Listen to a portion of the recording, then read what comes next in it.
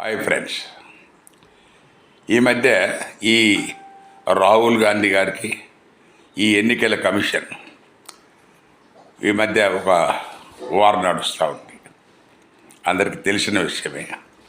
కానీ ఇక్కడ ఇది గమ్మత్తుగా ఏంటంటే మన జ్ఞానేష్ కుమార్, ఈ జ్ఞానేష్ కుమార్ ఎవరైతే మన ఈసీఐ చీఫ్ ఎలక్షన్ కమిషనర్ ఉన్నాడు, ఆయన అంటున్నాడు మనకు సీసీ ఫుటేజ్ ఇవ్వలేరట.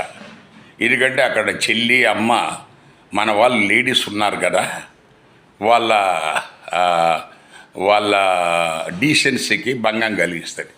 ఇది చాలా విడ్డూరంగా ఉంటుంది, ఎవరైనా చూస్తే నవ్వుతారు.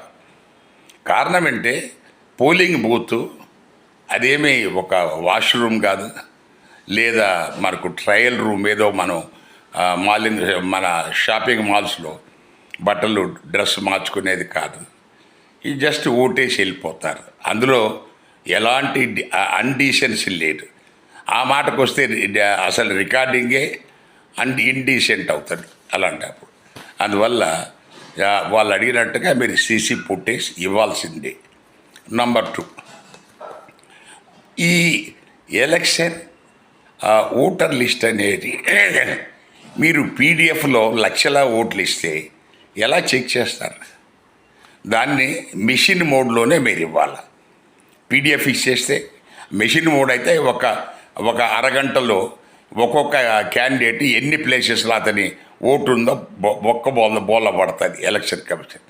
అందుకని మీరు భయపడితే ఇవ్వటం లేదు, ఏదేదో కుంటి సాకులు చెప్తున్నారు.